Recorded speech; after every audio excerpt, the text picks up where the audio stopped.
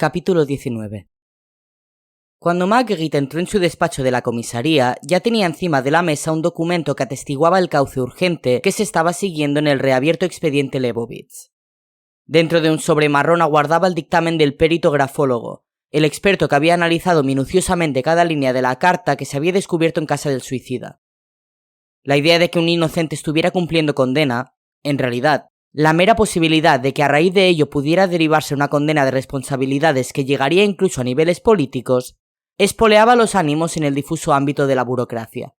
Si, al final, resultaba que había tenido lugar una injusticia, nadie quería ser acusado de no haber hecho todo lo posible en cuanto se barajó tal posibilidad. «¡A buenas horas!», refunfuñó la detective, resoplando. «No todos podrán salvar el culo si aquí pone lo que me imagino». Marguerite atrapó el sobre de un manotazo mientras se dejaba caer en su sillón, y arrancó la solapa adhesiva para extraer el informe. Enseguida sus ojos recorrían, ávidos, todas las conclusiones que aparecían redactadas, atendiendo a cada detalle que pudiera resultar relevante. «Justo», susurró, moviendo la cabeza hacia los lados en una mueca de incredulidad.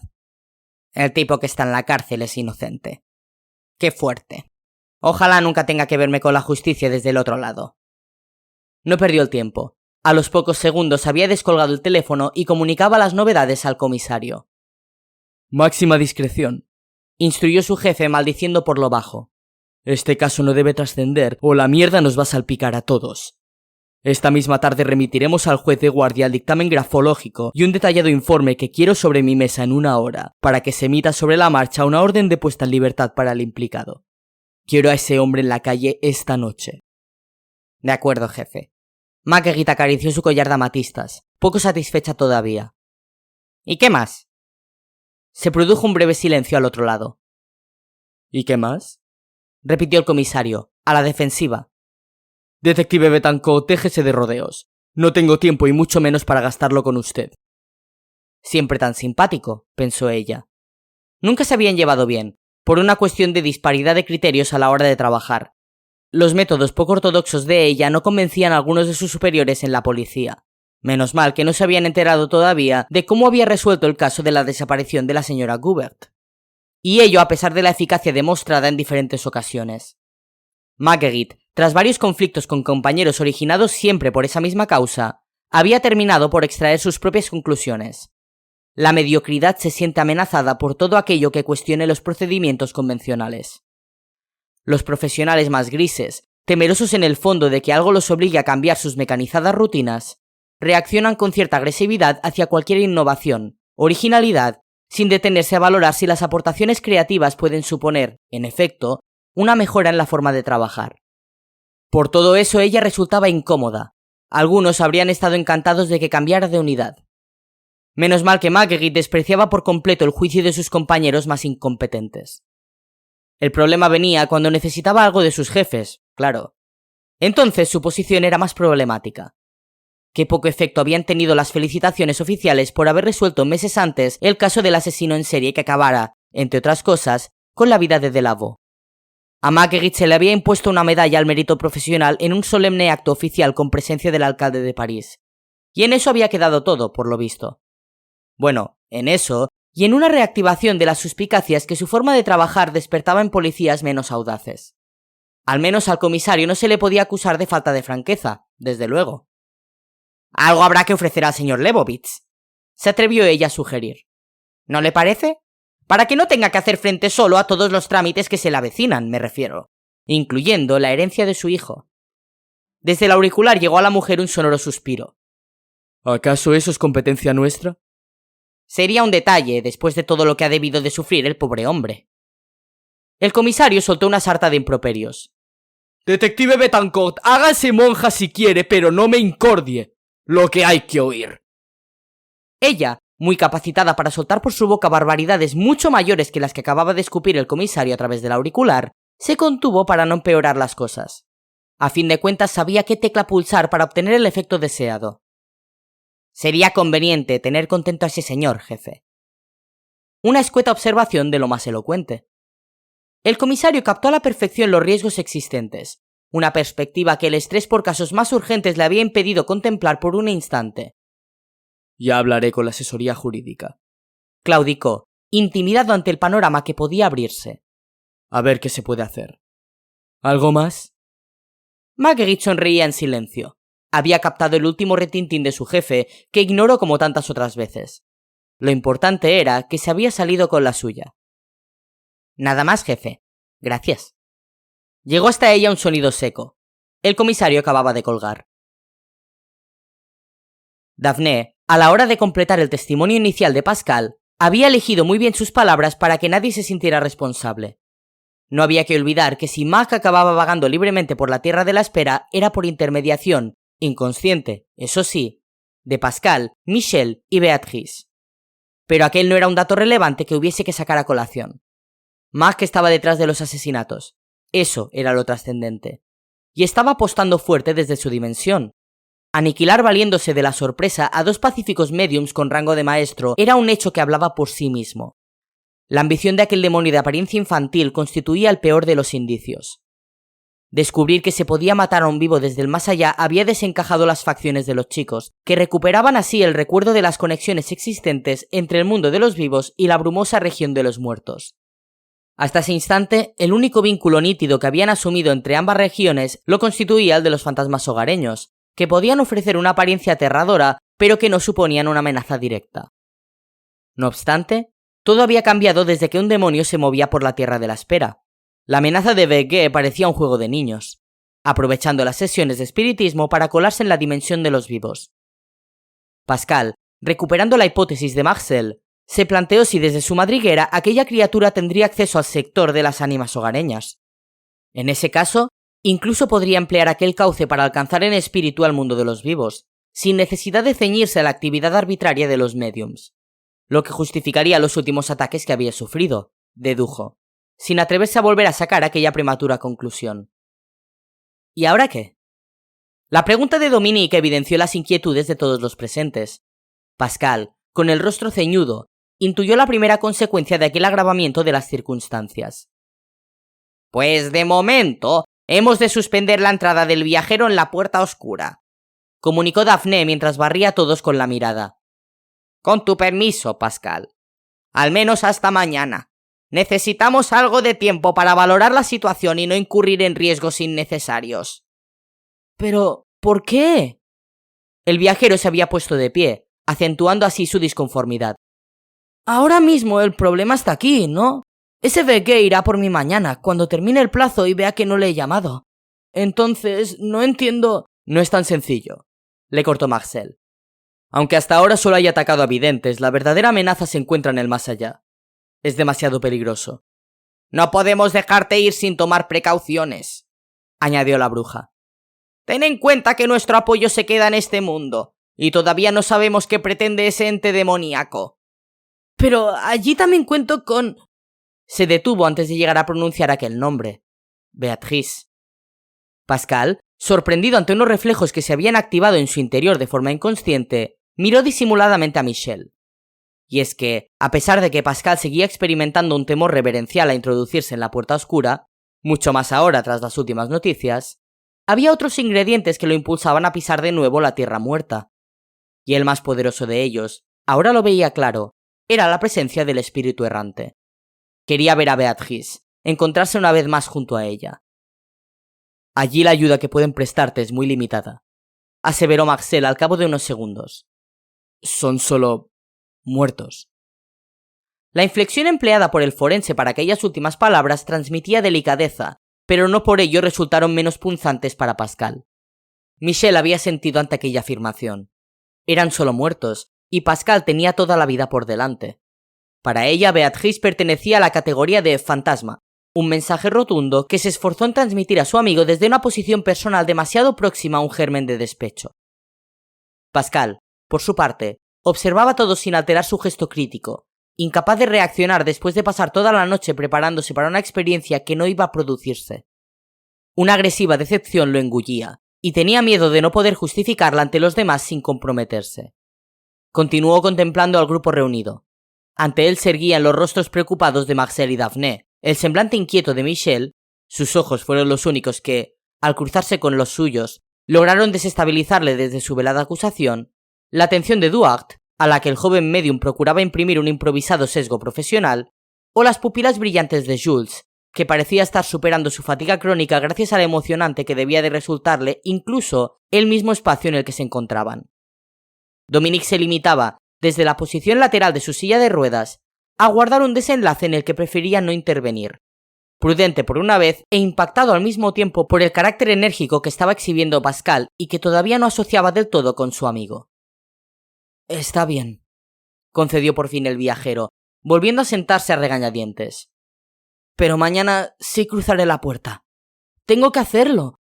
Ya he esperado bastante». Pascal no había preguntado ni sugerido aquel nuevo plan, se había limitado a comunicarlo. Ese firme adelanto constituía en sí mismo una provocación, un pulso lanzado a la vieja Daphne y al guardián para calibrar su propio peso específico como viajero. Aunque en realidad no había pretendido hacerlo en un tono tan impertinente, Pascal se asombraba de aquel inusual temperamento que estaba mostrando, una prueba de que su dilema sentimental le afectaba más de lo que estaba dispuesto a reconocer. Suspiró, agobiado. El brusco final de la cuarentena había hecho saltar por los aires un equilibrio solo aparente, que no podía sostenerse ante la envergadura palpitante de lo que tenían entre manos. Los 3 meses de inactividad habían alejado las pesquisas policiales, pero, a cambio, habían acumulado los asuntos pendientes hasta que estos habían reclamado su protagonismo con escasa delicadeza. El forense y la vidente se habían mirado un instante, dubitativos, antes de responder. «De acuerdo», manifestó Marcel, dirigiendo al chico una mirada inquisitiva. «Siempre y cuando te comprometas a seguir nuestras instrucciones». ¿A qué venía aquella condición? Pascal no había pretendido en ningún momento transmitir intenciones de rebeldía. Se dio cuenta, además, de que todos habían pasado a observarle con desconcierto, y supo que necesitaba justificar una visible exasperación que estaba fuera de lugar. En caso contrario, con episodios conflictivos como el que estaba protagonizando, solo conseguiría que pensaran que su rango de viajero se le estaba subiendo a la cabeza. Confío en que eso no estuviera ocurriendo. «Por supuesto», se apresuró a contestar al forense. «Claro que tendré en cuenta lo que me digáis, si yo lo único que defiendo es que creo que debo visitar ya el más allá, nada más». «¿Y si llevan tiempo esperando mi retorno?», inquirió, buscando argumentos para explicar su salida de tono.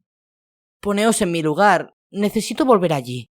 Han pasado tantas semanas que empiezo a creer que todo fue un sueño. ¿Y si he perdido la capacidad de trasladarme a través de la puerta oscura? De verdad, necesito volver a experimentar el viaje». Los demás asintieron, acusando el favorable cambio de tono en Pascal. «Yo te entiendo», dijo Michel con una indulgencia sospechosa. «Como viajero eres quien lleva el mayor peso de esta situación. Es normal que pierdas en algún momento la calma, pero recuerda que no estás solo en esto». Todos apoyaron aquella observación. «Sí», convino Daphne. «Pascal lo sabe. Creo que todos debemos tranquilizarnos». Se volvió hacia el viajero, comprensiva. «El acoso de André Beguet ha debido de ser para ti muy duro, y las muertas de Égatha y Dionisio Guillén han acentuado nuestras suspicacias. Es clave que no perdamos la calma». En aquel momento, algo pareció llamar la atención de Marcel Laville, que desvió su mirada hacia la penumbra del piso superior. Un gesto solo captado por Pascal, que había estado pendiente de las actitudes de todos. El viajero siguió con sus ojos la misma dirección que habían marcado los del forense, pero tan solo se encontró con una barandilla apenas distinguible por la falta de iluminación. Sin embargo, la inmediata reacción de Marcel confirmó sus sospechas de que, bajo la atmósfera impávida de aquel escenario, algo ocurría que requería la intervención inmediata del forense. «Si me disculpáis», se excusó Marcel, mientras se levantaba de su sillón. «Debo ausentarme un momento. Proseguid con la reunión, Daphne», sugirió. «No tardaré mucho en volver». La vidente asintió, otorgando al guardián el respaldo necesario para que su marcha resultase natural. Pascal, al tanto de que bajo aquel movimiento de aspecto casual subyacían razones más graves, supo apreciar en el semblante de Daphne un leve gesto de alarma.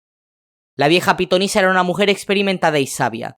Podía ignorar el motivo de la precipitada salida de Marcel, pero no su naturaleza apremiante. Pascal asumió que de momento no obtendría una explicación a lo sucedido y volvió a centrarse en la reunión, aunque de vez en cuando dirigía miradas desconfiadas a todos los rincones. El fuego de la chimenea frente a él continuaba crepitando y aportaba una nota hospitalaria a aquella estancia, demasiado imponente, sin embargo, como para resultar cálida. Capítulo 20. Pierre Cotin estudiaba la fachada de aquel edificio sin mirarlo directamente. Simulaba observar a un escaparate, pero en realidad se dedicaba a analizar el reflejo del palacio de la acera de enfrente. Memorizaba cada detalle, del mismo modo minucioso con el que había anotado ya en su libreta la ubicación concreta, dentro del distrito de Le Marais. Lo que no había logrado Cotin, tras varios paseos por diferentes rutas, era hallar un acceso secundario al edificio. Había seguido a Pascal Rivas hasta allí. Primero, había visto cómo se encontraba con otros chicos en la puerta de un pub muy próximo llamado Amnesia, donde fueron recogidos por aquella vidente de apariencia excéntrica que ya conocía de vista. La peculiar mujer había guiado a los muchachos por una boca calle cercana, eludiendo la puerta principal del palacio, razón por la que Cotin buscaba ahora, infructuosamente, otro acceso al caserón. Y es que el espía, acostumbrado a fiarse de sus pálpitos como fisgón, estaba convencido de que allí era donde se dirigían. Tenía que ser allí. No obstante, para cuando Cotin se había decidido a lanzarse tras ellos, cuando podía permitirse hacerlo sin incurrir en un riesgo excesivo de ser descubierto, todo el grupo había desaparecido como por arte de magia. Inexplicable. Estaba claro que en aquel misterioso edificio o en sus inmediaciones estaba sucediendo algo. Cansado de esperar, Cotin terminó reduciendo sus cautelas y se giró sin tapujos para observar el palacio frente a frente, tan sucio y descuidado que parecía abandonado desde hacía décadas. «Pero seguro que no lo está», susurró. Recordó su propia imagen desastrada, lo que agudizó su tendencia a no fiarse de las apariencias. Impresionante, ¿verdad? Pierre Cotin dio un respingo al escuchar aquella voz desconocida. Cotin miró suspicaz al hombre que se había detenido junto a él, un tipo de unos 40 años, de aspecto atlético, impecablemente vestido y con el pelo gris ceniza. «¿Es a mí?», preguntó. «Sí, perdone si le he asustado. Es que le he visto admirando el palacio y...» «¿Y qué?». Cotin no estaba dispuesto a camuflar su hostilidad, y mucho menos a fiarse de aquel individuo que había aparecido de improviso. Observó el resto de la calle, receloso, y tuvo que reconocer que había bastante gente caminando. Tal vez, simplemente, no lo había visto llegar. Podía ser. «Verá, soy arquitecto, experto en patrimonio», mintió Marcel Laville, exagerando una expresión de contrariedad. «Con tanto dinero que malgasta el ayuntamiento de París, no comprendo que tengan esa joya tan abandonada. Cualquier día habrá que declarar su estado de ruina y la demolerán. Es una vergüenza. Todo por culpa de la especulación, seguro». Cotin, en cuya cara tensa asomó de inmediato una mueca de aburrimiento, sonrió sin ganas. «No creo que esté tan descuidada», comentó sin dar más explicaciones. «Ya se lo digo yo», insistió Marcel, adoptando a la perfección el tono plomizo del típico vecino cargante. «Y ya no sé lo que hay que hacer. He remitido varias cartas al ayuntamiento y...». El rostro de Cotin había pasado de exteriorizar hastío a evidenciar una creciente impaciencia, lo que indicó a Marcel que disponía de muy poco tiempo para soltar el cebo. «Oiga», se quejó Cotin, «haga lo que quiera, pero no me lo cuente. Tengo prisa». Ya se disponía a marcharse, así que Marcel se apresuró a cerrar su trampa. «Perdone», insistió, mientras señalaba al palacio. «Pero como ya le digo, es una vergüenza. Hasta les envié la historia y los planos del edificio, que tiene una estructura interior única. ¡Y nada!». Señaló a la vista que, tal como había previsto el forense, tuvo como efecto un brusco cambio de actitud en aquel tipo de apariencia desconfiada y voz desagradable. «¿Planos?», repitió Cotin, entrecerrando los ojos, lo que concedió a sus facciones un inusitado rasgo sibilino. «¿Dispone usted de los planos de ese edificio?». Marcel hizo como si aquella interrupción, de tan intrascendente, lo desorientase. «¿Qué dice? ¿Los planos? Pues claro que los tengo, si creo que soy el único que se ha preocupado de ese palacio en 100 años. ¿No le parece increíble? Y está en pleno centro». «Venga», pensaba Marcel, «pídemelos, dime que quieres verlos». Ya, coincido con usted, es una vergüenza. Si tiene tiempo... El tipo carraspeó, como si cambiar de actitud supusiese para él un sacrificio inmenso. «Podemos tomar un café y me cuenta con más detalle lo del palacio. Conozco gente importante en el ayuntamiento». Improvisó para fomentar la cooperación de aquel infeliz a quien pretendía utilizar.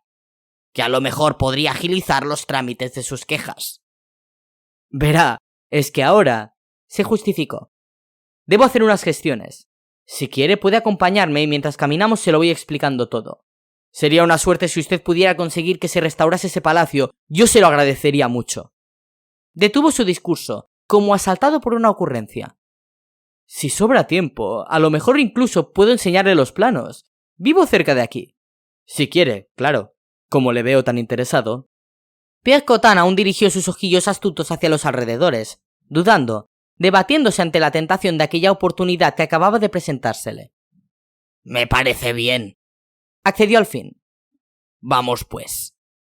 Las dos figuras se perdieron por un estrecho callejón. Marcel Laville había comenzado a describir la fachada del palacio en voz alta, ante el gesto resignado de Pierre Cotin. El espía pronto descubriría, no obstante, que estaba mejor preparado para investigar que para protegerse. Pascal consultó su reloj, anticipándose a un gesto que al instante repitieron Dominique y Michel. La curiosidad por la prolongada ausencia del guardián de la puerta se iba haciendo palpable en todos los presentes, sobre todo ahora que el encuentro llegaba a su fin. De alguna manera, la posibilidad de que el origen de aquella marcha estuviera vinculado a la puerta oscura estaba en las mentes de todos. ¿Alguna cosa más?, planteaba Daphné entrecruzando los esqueléticos dedos de sus manos, en un previsible intento de dar margen a Marcel. La reunión, de todos modos, había ido bien. Se había concretado la nueva cita, al día siguiente y en el mismo lugar. Todos se habían puesto al corriente de los últimos acontecimientos y Jules había aprovechado para indagar en torno a la capacidad del viajero para acceder a la memoria de los lugares. El asunto de Lebovitz también había terminado surgiendo, y la vidente había coincidido con el grupo en que Pascal no debía asumir de nuevo la responsabilidad de iniciativas particulares, algo a lo que el viajero no tuvo nada que objetar a aquellas alturas. «Hola». Todos giraron las cabezas en dirección a aquella voz. Marcel Laville franqueaba en ese momento un portón lateral, sereno y sonriente como si viniese de tomar un café. «Perdonad mi tardanza», se disculpó. «Hay compromisos profesionales que no pueden posponerse». «No pasa nada», repuso la vidente, mientras el médico llegaba hasta su sillón vacío y tomaba asiento. «Estábamos ya terminando, Marcel. ¿Todo bien?» El forense volvió a sonreír, aunque Pascal, asombrado ante su propia sensibilidad frente a determinados síntomas, detectó en aquella sonrisa un indefinible enigma. Supo que, en cuanto finalizase aquel encuentro y hubiesen abandonado el palacio, Marcel y Daphné mantendrían una conversación privada. Por otra parte, ¿qué significaba exactamente compromisos profesionales para el guardián de la puerta oscura? ¿Se trataba tal vez de un eufemismo que implicaba labores defensivas? A Pascal no le convenció aquel talante protector, paternalista, que los mantenía al margen. Pero no dijo nada. No era momento para unas recriminaciones que precisaban de mayor información. «Todo bien, sí», respondía el forense, con una engañosa candidez. «Adelante, continuad, por favor». ¿Alguien tiene algo más que decir o lo dejamos hasta mañana?, insistió la bruja por última vez. Los chicos se miraron entre ellos. Un leve murmullo se levantó, aunque nadie alzó la voz. Edward, que no había pronunciado palabra en toda la reunión, prefirió continuar con su actitud de observador, disfrutando de una sensación de orgullo que apenas lograba reprimir. ¿Podía concebirse mayor privilegio que comenzar su trayectoria como medium participando de aquella élite de conocedores de la puerta oscura? La vieja Daphné había contado con él para el desafío más apasionante que podía concebir, al modo de un deportista cuya primera competición son las Olimpiadas. La confianza de su mentora le brindaba ahora la ocasión de compensar aquel humillante episodio que sufrió en la calle hacía varios meses, el asalto fulminante del vampiro, cuyo sobrecogedor recuerdo todavía le aceleraba el pulso. Pero incluso aquella actuación fallida, que a punto había estado de costarle la vida, constituía una valiosa lección más que no estaba dispuesto a desaprovechar. Edward suspiró, cambiando de postura en su sillón. Ahora se encontraba allí, en aquel palacio de suntuosa solemnidad, inundado de emoción. Daphné había contado con él. Esta vez sí. «Yo tengo una duda», manifestó Pascal en aquel momento, arrancando con la determinación de puntualizar una cuestión que tendrían que haber abordado mucho antes. «Adelante», animó Daphné, enfocándole con sus pupilas brumosas. Pascal se tomó unos instantes antes de formular su pregunta. «¿Qué se espera de mí, Daphné?» A sus palabras siguió un elocuente silencio. «Eso es lo que quiero saber.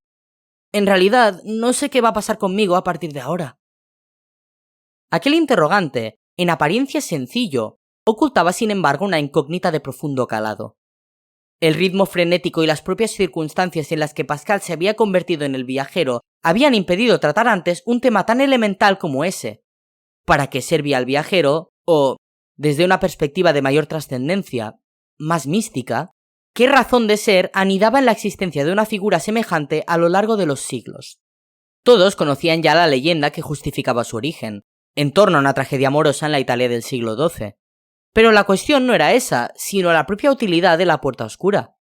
¿Por qué la realidad había permitido su existencia siglo tras siglo? ¿A qué se habían dedicado los viajeros anteriores para responder de su privilegio? Daphne había sentido, bajo la atenta mirada de Marcel. Ahora que ya no se enfrentaban a un vampiro merodeando por el mundo de los vivos, y que Michelle había sido rescatada de la inhóspita región del mal, Pascal necesitaba comprender la esencia de aquella excepcional naturaleza que ostentaba.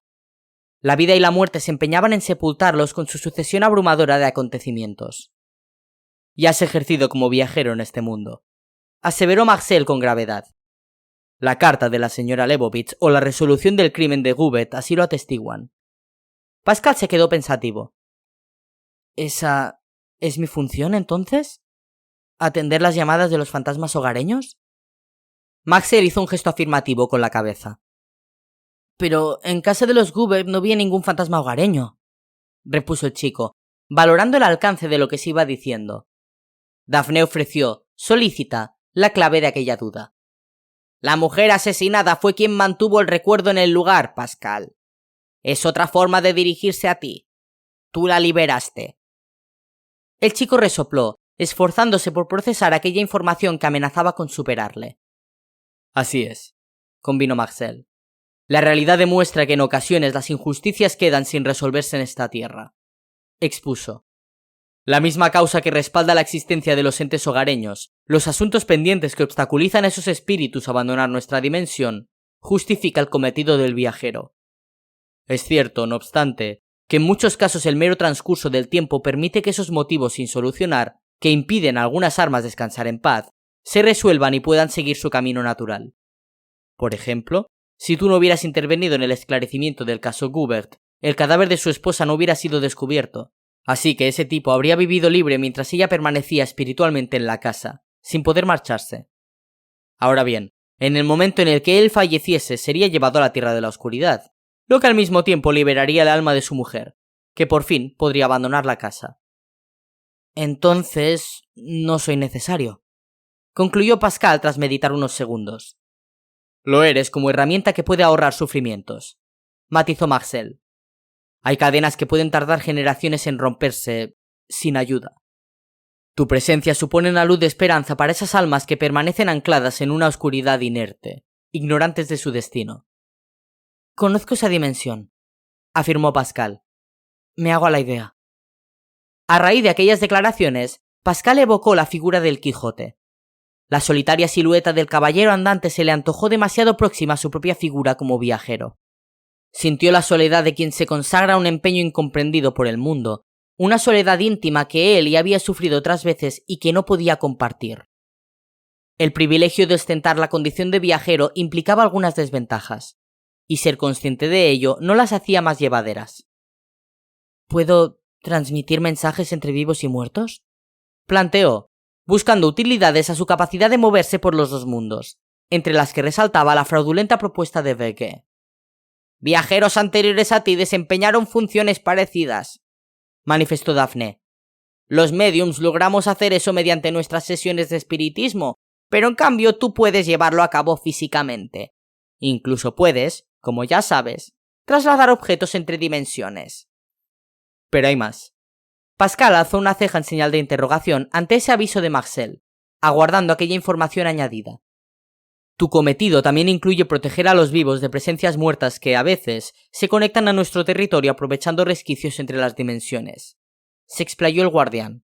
Un fenómeno excepcional que puede responder al mecanismo de compensación de la puerta oscura.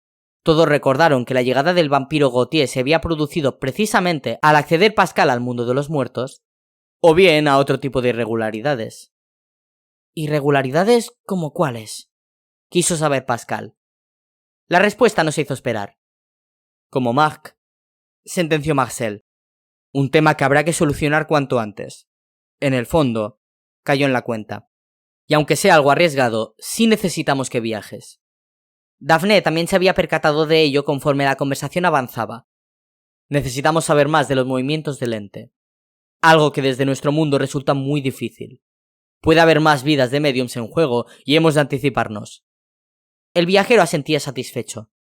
A sus conflictivas razones personales para cruzar el umbral se añadía ahora una misión oficial. Pascal tragó saliva. Comenzaba el juego.